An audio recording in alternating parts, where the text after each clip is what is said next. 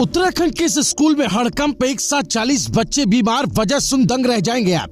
माँ बाप के चेहरे पर डर, प्रशासन के सामने सबसे बड़ा सवाल, आखिर ये हो कैसे गया? जरा सी लापरवाही कितनी बड़ी आफत बन सकती है? एक रिपोर्ट ने पूरा सच बता दिया। देवभूमि के एक छोटे से गांव से डराने वाली, झकझोर देने वाली खबर सामने आई।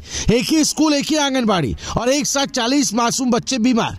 पूरे गाँव में मचा हड़कंप, अभिभावकों के चेहरे पर डर और प्रशासन के सामने सबसे बड़ा सवाल, आखिर बच्चों को हुआ क्या? ये मामला है विकास खंड गैरसैंण के मटकोट गांव का, जहां आंगनबाड़ी केंद्र और प्राथमिक विद्यालय में पढ़ने वाले बच्चे अचानक बीमार पड़ने लगे। किसी को उल्टी, किसी को पेट दर्द, तो किसी के चेहरे पर दिखी अजीब सी थकान और पीलापन। गांव वालों को पहले लगा शायद मौसम का असर है, लेकिन जब एक दो नहीं बल्कि दर्जनों बच्चे बीमार हुए तो पूरे इलाके में खलबली मच गई। 25 जनवरी स्थानीय जनप्रतिनिधियों ने मामले को गंभीर बताते हुए स्वास्थ्य विभाग से शिकायत की। इसके बाद जो हुआ उससे गांव में डर और बढ़ गया। स्वास्थ्य विभाग की टीम सीधे गांव पहुंची और लगाया गया जांच शिविर। इस जांच शिविर में आंकड़े जो डराते हैं, कुल 79 बच्चों का स्वास्थ्य परीक्षण किया, 40 बच्चे बीमार पाए गए, 25 बच्चों के खून के सैंपल लिए गए और यहीं से मामले ने लिया एक खतरनाक मोड़। स्वास्थ्य विभाग ने खून के सैंपल हेपेटाइटिस ए की जांच के लिए भेज दिए, यानी वो बीमारी जो अक्सर गंदे पानी या दूषित भोजन से फैलती है। अब सवाल ये है कि क्या स्कूल के बच्चे गंदा पानी पी रहे थे? क्या उन्हें दूषित भोजन परोसा जा रहा था, या फिर इसके पीछे कोई और कारण छिपा है? सामुदायिक स्वास्थ्य केंद्र गैरसैंण के चिकित्सा अधीक्षक डॉक्टर अर्जुन रावत बताते हैं कि बच्चों के सैंपल दोबारा जांच के लिए भेजे गए।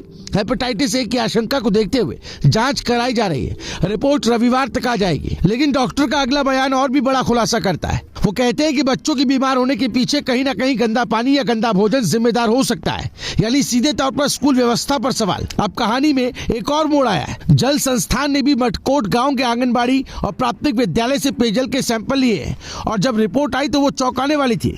जल संस्थान के अधिशासी अभियंता मुकेश कुमार के मुताबिक पानी के सैंपल की रिपोर्ट पूरी तरह सामान्य है।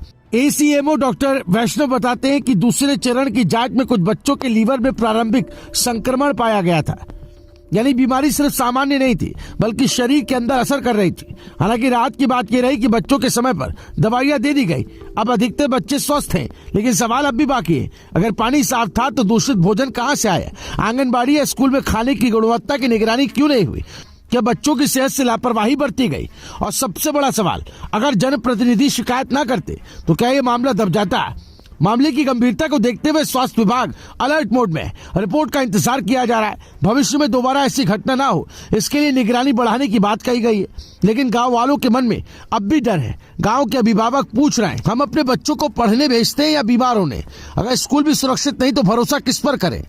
अब सबकी निगाहें टिकी है रविवार को आने वाली रिपोर्ट पर, क्योंकि वही रिपोर्ट तय करेगी बीमारी की असली वजह, जिम्मेदार कौन और आगे क्या कार्रवाई होगी। यह मामला सिर्फ मटकोट गांव का नहीं है, ये सवाल है पूरे सिस्टम पर। क्योंकि अगर एक गांव में 40 बच्चे एक साथ बीमार हो सकते हैं तो कहीं और कितने बच्चे खतरे में होंगे। उत्तराखंड के इस स्कूल से उठी ये खबर एक चेतावनी है कि बच्चों की सेहत पर जरा सी लापरवाही कितनी बड़ी आफत बन सकती है।